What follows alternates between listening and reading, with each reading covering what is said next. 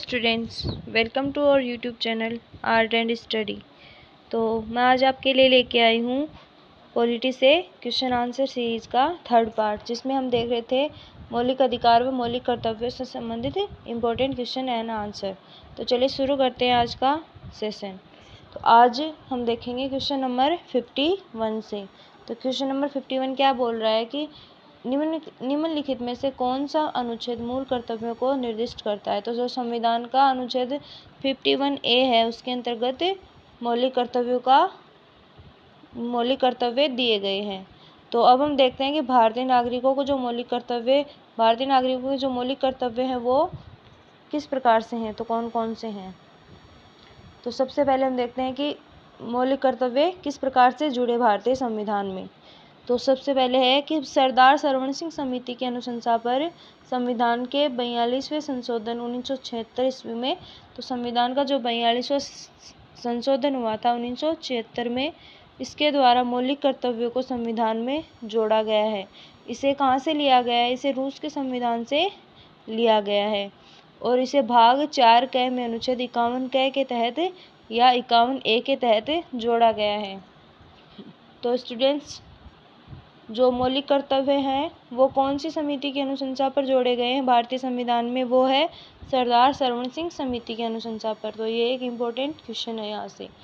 और कौन से संविधान संशोधन के द्वारा जोड़े गए हैं? तो संविधान के 42वें संशोधन 1976 के द्वारा जोड़े गए हैं। और कौन से भाग में जोड़े गए? तो भाग 4 क में अनुच्छेद 51 क के तहत मौलिक कर्तव्यों को जोड़ा गया है। तो सबसे पहले अब हम देखते हैं कि मौलिक कर्तव्यों की संख्या कितनी है। तो जो मौलिक कर्तव्यों की संख्या है वो 11 है। तो जो भारतीय नागरिकों के मौलिक कर्तव्य हैं वो इस प्रकार से हैं। पहला है, प्रत्येक नागरिक का यह कर्तव्य होगा कि वह संविधान का पालन करे और उसके आदर्शों, संस्थाओं, राष्ट्रध्वज और राष्ट्रगान का आदर करे। दूसरा मौलिक कर्तव्य है, स्वतंत्रता के लिए हमारे राष्ट्रीय आंदोलन को प्रेरित करने वाले उच्च आदर्शों को हृदय में संजोए रखने और उनका पालन करें। तीसरा मौलिक कर्तव्य है कि भारत की प्रभुता, एकता, अखंडता की रक्षा करे और उसे अक्षुण्ण बनाए रखे। चौथा मौलिक कर्तव्य है देश की रक्षा करे। तो ये जो हम देख रहे हैं वो भारतीय नागरिकों के मौलिक कर्तव्य जो कि संविधान संशोधन 42वें संविधान संशोधन के द्वारा जोड़े गए हैं। पांचवा है, भारत के सभी लोगों में समरसता और समान भ्रातृत्व की भावना का निर्माण करें। हमारी सामाजिक संस्कृति की गौरवशाली परंपरा का महत्व समझें और उसका निर्माण करें। प्राकृतिक पर्यावरण की रक्षा और उसका संवर्धन करें। वैज्ञानिक दृष्टिकोण और ज्ञानार्जन की भावना का विकास करें और सार्वजनिक संपत्ति को सुरक्षित रखें। 10वां है, व्यक्तिगत एवं सामूहिक गतिविधियों के सभी क्षेत्रों में उत्कर्ष की ओर बढ़ने का सतत प्रयास करें।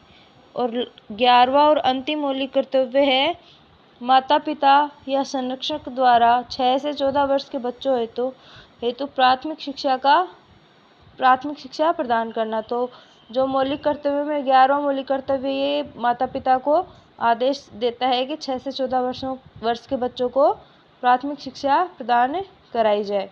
तो ये कौन से संविधान संशोधन में जोड़ा गया है? 86वें संविधान संशोधन के द्वारा जोड़ा गया है।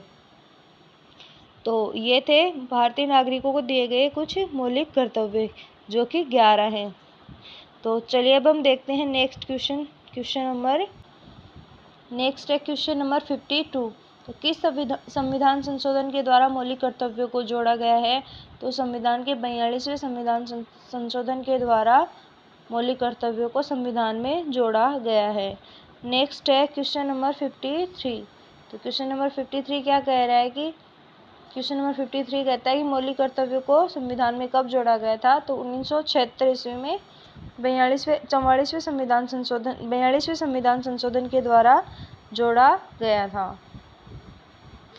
तो नेक्स्ट क्वेश्चन है क्वेश्चन नंबर 54 कहता है कि संविधान में कुल कितने मौलिक कर्तव्यों को शामिल किया गया है? तो संविधान में कुल 11 मौलिक कर्तव्यों को शामिल किया गया, जिनको हमने अभी पीछे पढ़ा है। यहाँ से डायरेक्ट क्वेश्चन भी पूछा जाता है कि निम्न में से कौन सा मौलिक कर्तव्य है? तो अब हम देखते हैं नेक्स्ट क्वेश्चन, क्वेश्चन नंबर 55। तो क्वेश्चन नंबर 55 क्या कह रहा है कि क्वेश्चन नंबर 55 कह रहा है कि मूल कर्तव्य में शामिल है। तो निम्नलिखित में से कौन सा मूल कर्तव्य है? तो जो पहला ही ऑप्शन दे रखा है वही मूल कर्तव्य है। स्वतंत्रता के लिए हमारे राष्ट्रीय आंदोलन को प्रेरित करने वाले उच्च आदर्शों को हृदय में संजोए रखने तथा उनका पालन करें, ये मूल कर्तव्य में शामिल है। जबकि जो अन्य हैं वो नहीं है। जैसे कि अन्य ऑप्शन है आम चुनाव में मतदान करना, बंधुता को लोगों के बीच में बढ़ावा देना, कोई उम्मीदवार जिस पार्टी से की टिकट पर चुनाव लड़ा हो उसके प्रति ईमानदार रहने का कर्तव्य। तो ये मौलिक कर्तव्य में शामिल नहीं है, ये आम बातें हैं। नेक्स्ट है क्वेश्चन नंबर 56। तो क्वेश्चन नंबर 56 कह रहा है कि निम्न में से कौन भारतीय नागरिकों के मूल कर्तव्यों की सूची में शामिल है? तो जो ऑप्शन नंबर 2 है, वैज्ञानिक दृष्टिकोण, मानववाद और ज्ञानार्जन तथा सुधार की भावना विकसित करना, ये मौलिक कर्तव्यों में शामिल है। नेक्स्ट है क्वेश्चन नंबर 57। तो क्वेश्चन नंबर 57 कहता है कि अधिकार कर्तव्यों को क्या करते हैं? तो अधिकार कर्तव्यों को निर्देशित करते हैं। जो मौलिक अधिकार हैं वो कर्तव्यों को क्या करते हैं? निर्देशित करते हैं। तो ये था क्वेश्चन नंबर 57। अब हम देखते हैं क्वेश्चन नंबर 58। क्वेश्चन नंबर 58 क्या कहता है कि मूल कर्तव्यों को कहाँ से लिया गया है? तो जो संविधान में मौलिक कर्तव्य जोड़े गए वो सोवियत संघ के संविधान से लिए गए हैं। नेक्स्ट है क्वेश्चन नंबर 59, मूल अधिकार निलंबित किए जा सकते हैं। तो जो भारतीय संविधान में दिए गए मौलिक अधिकार हैं जो कि भाग 3 में आर्टिकल नंबर 12 से 35 तक वर्णित हैं, वो किसके द्वारा निलंबित किए जा सकते हैं? तो वो भारत के राष्ट्रपति के द्वारा ही निलंबित किए जा सकते हैं। तो ये था आज का क्वेश्चन नंबर 59। नेक्स्ट हम देखते हैं 60 नंबर क्वेश्चन। तो 60 नंबर क्वेश्चन क्या कह रहा है कि भारतीय नागरिकों के मूल अधिकार को निलंबित किया जा सकता है। तो भारतीय नागरिकों के मूल अधिकार कब निलंबित किए जा सकते हैं? तो जब भारत में देश में राष्ट्रीय आपातकाल की स्थिति हो तब मौलिक अधिकारों को निलंबित किया जा सकता है। तो अब हम देखते हैं कि राष्ट्रीय आपातकाल के प्रावधान उपबंध किस प्रकार से कौन से आर्टिकल में दिए गए हैं, तो इनको हम विस्तार से देखते हैं। तो भारतीय संविधान में 3 प्रकार के आपातकाल का उपबंध किया गया है। पहला है राष्ट्रीय आपातकाल। तो राष्ट्रीय आपातकाल अनुच्छेद 352 में दिया गया है। और दूसरा है राष्ट्रपति शासन, जिसका प्रावधान आर्टिकल नंबर 356 में किया गया है। और तीसरा जो आपात लगता है वो लगता है वित्तीय आपात, जो कि अनुच्छेद 360 में लगता है, जो कि आज तक हिंदुस्तान में एक बार भी वित्तीय आपात की स्थिति नहीं हुई है। तो ये थे संविधान में दिए गए 3 प्रकार के आपातकालीन उपबंध। अब हम देखते हैं कि जो आपातकालीन उपबंध हैं वो उसमें किस प्रकार की घोषणा है और वे कौन से आर्टिकल से संबंधित हैं। तो आर्टिकल नंबर 352 क्या कहता है कि आपात की उद्घोषणा आर्टिकल नंबर 352 के तहत की जाती है। अनुच्छेद 353 में क्या दिया गया है कि आपात की उद्घोषणा का प्रभाव क्या होगा। तो आर्टिकल नंबर 353 आपात की उद्घोषणा के प्रभावों को दर्शाता है। अनुच्छेद 354 कहता है कि जब आपात की उद्घोषणा परिवर्तन में हो तब राजस्वों के वितरण संबंधी उपबंधों का होना। 355 क्या कहता है कि बाह्य आक्रमण और आंतरिक अशांति से राज्य की सुरक्षा करने का संघ का कर्तव्य। तो 355 आर्टिकल क्या कहता है कि जब भी राष्ट्रीय आपात की स्थिति हो या बाह्य आक्रमण और आंतरिक अशांति से राज्य की सुरक्षा करने का जो संघ का कर्तव्य है उसके बारे में कहता है। और अनुच्छेद 356 क्या कह रहा है, जो कि राष्ट्रपति शासन, जिसके तहत राष्ट्रपति शासन लगाया जाता है। तो राष्ट्रपति शासन किस स्थिति में लगाया जाता है? राज्यों में संवैधानिक तंत्र के विफल हो जाने की दशा में राष्ट्रपति शासन लगाया जाता है। अनुच्छेद 357 क्या कहता है कि अनुच्छेद 356 के अधीन कोई की गई उद्घोषणा के अधीन विधायी शक्तियों का प्रयोग करें। अनुच्छेद 358 कहता है कि आपात के दौरान अनुच्छेद 19 के उपबंधों का निलंबन किया जा सकेगा। अनुच्छेद 359 क्या कहता है? आपात के दौरान भाग 3 द्वारा प्रदत्त अधिकारों के प्रवर्तन का निलंबन। और अनुच्छेद 359 यानी कि 359 का निश्चित कर दिया गया है। और अनुच्छेद 360 में क्या दिया गया? वित्तीय आपात से संबंधित उपबंधों के बारे में दिया गया है।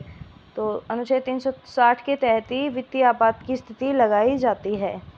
तो ये था आपात उपबंध के बारे में, उपबंध से संबंधित जो अनुच्छेद भारतीय संविधान में दिए गए हैं उनके बारे में डिटेल से। आई होप आप समझ गए होंगे इससे। नेक्स्ट क्वेश्चन हम देखते हैं, क्वेश्चन नंबर 61। तो क्वेश्चन नंबर 61 क्या कहता है कि नागरिकों के मूल अधिकार इनमें से कौन प्रतिबंध लगा सकता है? तो मौलिक अधिकारों पर प्रतिबंध किसके द्वारा लगाया जा सकता है? तो संसद के द्वारा मौलिक अधिकारों को प्रतिबंधित किया जा सकता है। नेक्स्ट क्वेश्चन 62 है, संविधान के लागू होने के समय कितने मौलिक अधिकार थे? तो संविधान के लागू होने के समय पे 7 मौलिक अधिकार थे। बाद में संशोधन के द्वारा आर्टिकल नंबर 30 को जो विधिक अधिकार का दर्जा दे दिया गया। तो नेक्स्ट क्वेश्चन हम देखते हैं 63।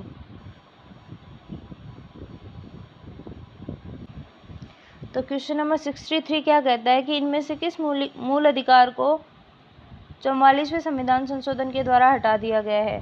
तो जो संपत्ति का अधिकार है उसको 44वें संविधान संशोधन अधिनियम 1978 के द्वारा विधिक अधिकार का दर्जा दे दिया गया है। तो अब भारतीय संविधान में कितने मौलिक अधिकार हैं? 6। नेक्स्ट है, निम्नलिखित में से कौन सा मूल अधिकार नहीं है? तो संपत्ति का अधिकार अब मौलिक अधिकार नहीं होकर विधिक अधिकार है। ये था क्वेश्चन नंबर 64। अब हम देखते हैं नेक्स्ट क्वेश्चन 65। तो क्वेश्चन नंबर 65 क्या कह रहा है कि इनमें से किस संविधान संशोधन के द्वारा संपत्ति के अधिकार को हटा दिया गया है? तो पीछे भी ये क्वेश्चन आ गया था, रिपीट हो गया है। तो 44वें संविधान संशोधन के द्वारा इसको हटा दिया गया है संविधान से नहीं, मौलिक अधिकारों से हटाया गया है। नेक्स्ट है क्वेश्चन नंबर 66। तो क्वेश्चन नंबर 66 क्या कह रहा है कि भारतीय संविधान के अनुसार संपत्ति का अधिकार अब कौन सा अधिकार कहलाता है? तो ये विधिक अधिकारों के अंतर्गत आता है संपत्ति का अधिकार। नेक्स्ट है क्वेश्चन नंबर 67। तो क्वेश्चन नंबर 67 क्या कहता है कि संविधान के अनुसार संपत्ति का अधिकार है वो है विधिक अधिकार है। और अगला क्वेश्चन है क्वेश्चन नंबर 68 जो कि इस प्रकार से है कि संपत्ति के अधिकार को मूल अधिकार से किस सरकार के समय हटाया गया था? तो जो ये संविधान संशोधन 44वां संविधान संशोधन हुआ था उस समय मोरारजी देसाई की सरकार थी। नेक्स्ट है क्वेश्चन नंबर 69। निम्नलिखित में से कौन सा राजनीतिक अधिकार है? तो जो चुनाव लड़ने का अधिकार होता है वो राजनीतिक अधिकार होता है। और स्वतंत्रता का अधिकार, विधि के समक्ष अधिकार और जीवन का अधिकार ये मौलिक अधिकारों के अंतर्गत आते हैं। नेक्स्ट है क्वेश्चन नंबर 70। निम्नलिखित में से कौन सा मूल अधिकारों में शामिल नहीं है?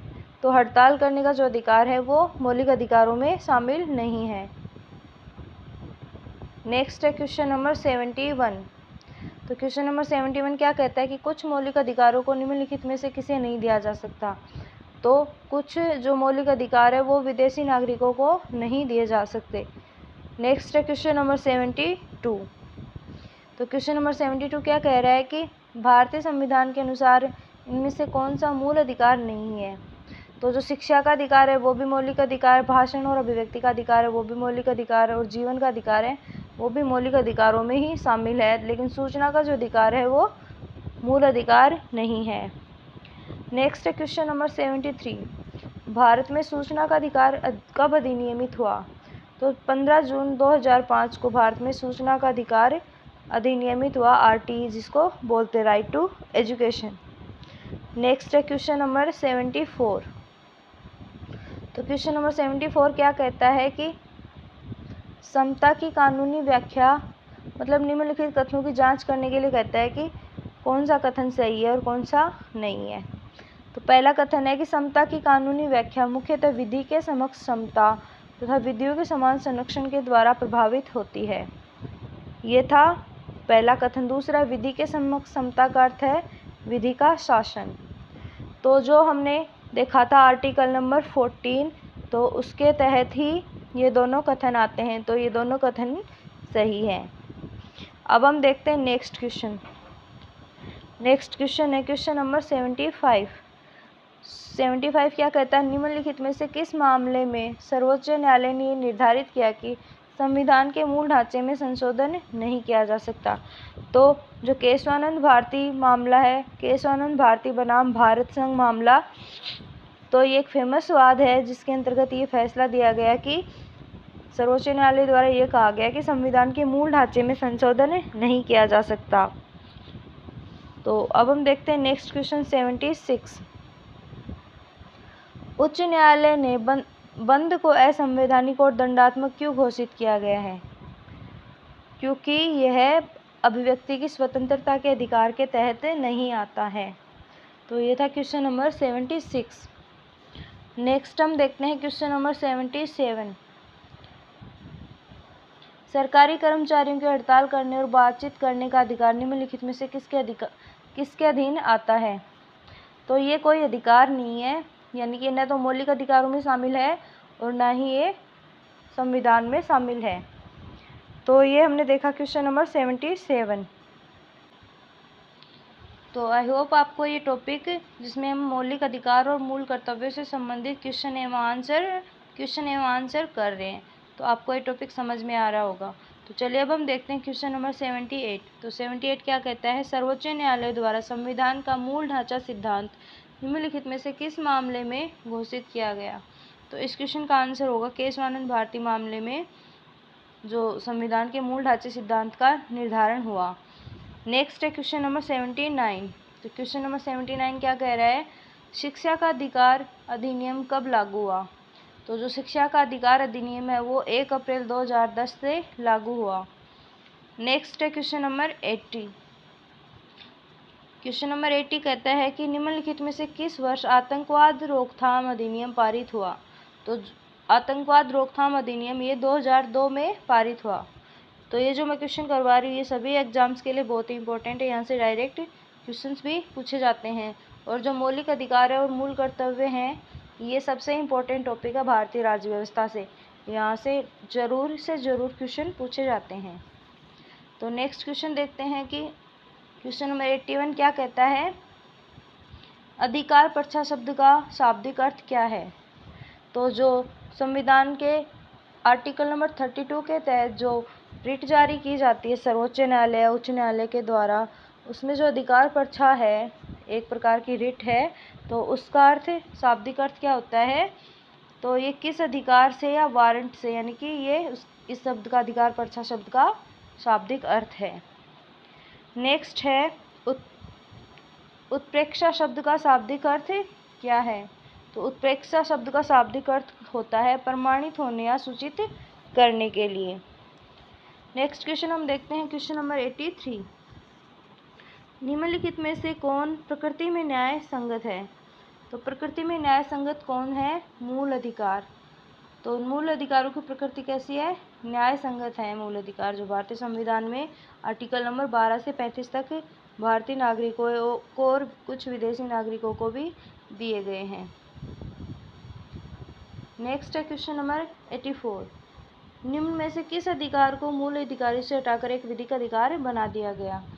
तो संपत्ति के अधिकार को 31 क से हटाकर आर्टिकल नंबर 300 क के तहत संविधान संशोधन 44वें संविधान संशोधन 1978 के द्वारा मूल अधिकारों से हटाकर एक विधिक अधिकार का दर्जा दे दिया गया।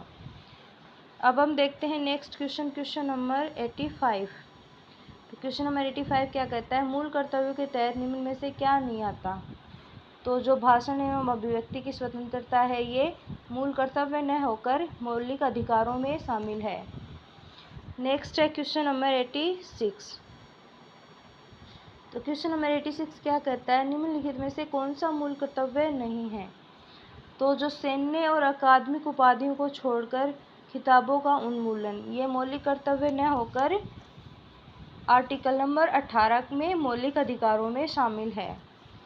जबकि संविधान का पालन करना और राष्ट्रीय ध्वज का सम्मान करना, सामाजिक एकता व बंधुत्व को बढ़ावा देना, राष्ट्र की संप्रभुता को बनाए रखना और उसे बढ़ावा देना, ये मौलिक कर्तव्यों में शामिल हैं।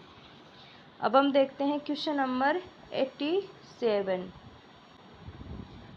तो क्वेश्चन नंबर 87 क्या कहता है कि कौन सी रिट उच्च न्यायालय या उच्चतम न्यायालय द्वारा जारी की जाती है जब कोई अधीनस्थ न्यायालय अपने अधिकार क्षेत्राधिकार से बाहर निर्णय दिया जाता है, बाहर का निर्णय देता है।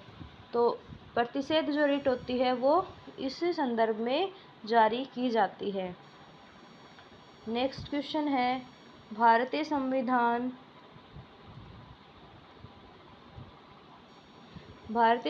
में शामिल कौन सा मूल अधिकार दुकानों, स्नानाघाटों, होटलों आदि में समान पहुंच से संबंधित है? तो समता का अधिकार है वो इस प्रकार से संबंधित है, जहाँ पे दुकानों, स्नानाघाटों, होटलों में सभी को समानता दी जाएगी, यानी कि किसी के साथ भी भेदभाव नहीं किया जाएगा। नेक्स्ट है क्वेश्चन नंबर 89। भारतीय संविधान में किस मौलिक अधिकार के अंतर्गत सभी व्यक्तियों को देश के कानून द्वारा समान संरक्षण दिया जाएगा?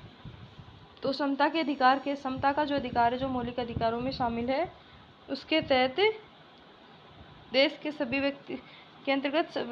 व्यक्तियों को देश के कानून द्वारा समान संरक्षण दिया जाएगा। नेक्स्ट है क्वेश्चन नंबर 90। तो 90 कहता है कि भारतीय संविधान में शामिल किस मूल अधिकार के द्वारा अस्पृश्यता उन्मूलन का उल्लेख है? तो अस्पृश्यता उन्मूलन का उल्लेख है आर्टिकल नंबर 17 में समता के अधिकार के तहत। अब हम देखते हैं क्वेश्चन नंबर 91। तो क्वेश्चन नंबर 91 क्या कहता है कि न्यायालय द्वारा जारी किया जाता है जब कोई सार्वजनिक प्राधिकारी या निगम या सरकार अपने सार्वजनिक कर्तव्यों को करने से इनकार कर देता है, तो कौन सी प्रकार की रिट जारी करता है? सर्वोच्च न्यायालय या उच्च न्यायालय। तो इस स्थिति में परमादेश याचिका जारी की जाती है। नेक्स्ट क्वेश्चन है क्वेश्चन नंबर 92। तो क्वेश्चन नंबर 92 क्या कहता है कि खालिस्तान रिट का अर्थ है कि गिरफ्तार किए गए व्यक्ति को न्यायालय में पेश किया जाए। तो ये रिट है, ये लाइन किस रिट से संबंधित है? तो ये है बंदी प्रत्यक्षीकरण से संबंधित है। इसके तहत होता है कि गिरफ्तार किए व्यक्ति को न्यायालय में पेश करना आवश्यक होता है। नेक्स्ट है क्वेश्चन नंबर 93। तो क्वेश्चन नंबर 93 क्या कहता है कि निम्नलिखित में से कौन सी रिट उच्च न्यायालय द्वारा अधीनस्थ न्यायालय को जारी की जाती है? तो जो प्रतिषेध याचिका होती है वो उच्च न्यायालय द्वारा अपने अधीनस्थ न्यायालयों को जारी कर सकता है। और ये किस स्थिति में की जाती है? जब अधीनस्थ न्यायालय अपने न्याय अधिकार क्षेत्र से बाहर के जो मामले होते हैं उन पे कार्य करता है, तो इस स्थिति में उच्च न्यायालय या सर्वोच्च न्यायालय द्वारा उनको ये प्रतिषेध रिट जारी की जाती है। नेक्स्ट है क्वेश्चन नंबर 94। तो क्वेश्चन नंबर 94 कहता है कि मौलिक अधिकार संविधान के किस भाग में वर्णित है? तो मौलिक अधिकार संविधान के भाग 3 में वर्णित है और आर्टिकल नंबर 12 से 35 तक वर्णित हैं। नेक्स्ट हम देखते हैं क्वेश्चन नंबर 95। क्वेश्चन नंबर 95 क्या कहता है? भारत के संविधान का भाग संबंध है भाग 3, यहाँ पे भाग 3 है, वो किससे संबंधित है? तो ये मौलिक अधिकारों यानी कि मूल अधिकारों से संबंधित है। नेक्स्ट हम देखते हैं क्वेश्चन नंबर 96। तो क्वेश्चन नंबर 96 क्या कहता है? मूल अधिकारों को सर्वप्रथम किस देश में संवैधानिक मान्यता प्रदान की गई? तो मूल अधिकारों को सर्वप्रथम संयुक्त राज्य अमेरिका में मान्यता प्रदान की गई। नेक्स्ट क्वेश्चन है क्वेश्चन नंबर 97। तो क्वेश्चन नंबर 97 क्या कहता है? भारतीय नागरिकों के मौलिक अधिकारों का वर्णन है। तो भारतीय नागरिकों के मौलिक अधिकारों का वर्णन आर्टिकल नंबर 12 से 35 तक भाग 3 में किया गया है। नेक्स्ट क्वेश्चन है क्वेश्चन नंबर 98। तो क्वेश्चन नंबर 98 क्या कहता है कि डॉक्टर भीमराव अंबेडकर ने भारतीय संविधान के किस भाग को सर्वाधिक आलोकित भाग कहा है? तो जो संविधान का भाग 3 है जिसमें मौलिक अधिकार हैं उसको डॉक्टर भीमराव अंबेडकर ने सर्वाधिक आलोकित भाग कहा है भारतीय संविधान का। नेक्स्ट है क्वेश्चन नंबर 99। तो क्वेश्चन नंबर 99 क्या कहता है कि भारतीय संविधान के भाग 3 में कुल कितने अनुच्छेदों में मूल अधिकारों का वर्णन है।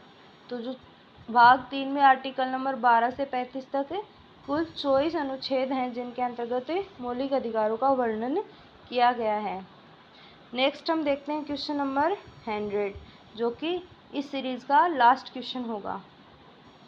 तो क्वेश्चन नंबर 100 क्या कह रहा है कि भारतीय संविधान में न्यायालय में कौन प्रवर्तनीय है। तो न्यायालय के द्वारा जो प्रवर्तनीय है वो मौलिक अधिकार होते हैं। तो ये था आज का 100 और लास्ट क्वेश्चन। तो आई होप आपको ये टॉपिक अच्छे से समझ में आ गया। भारतीय संविधान में वर्णित मौलिक अधिकार जो कि भाग 3 में है, और जो मौलिक कर्तव्य हैं वो भाग 4 क में वर्णित हैं। तो इन क्वेश्चंस को बार बार रिपीट करके देखना, ये बहुत ही इंपॉर्टेंट क्वेश्चंस हैं। तो thanks for watching. So like, share and subscribe my channel and press the bell icon. Thanks for watching. Thank you.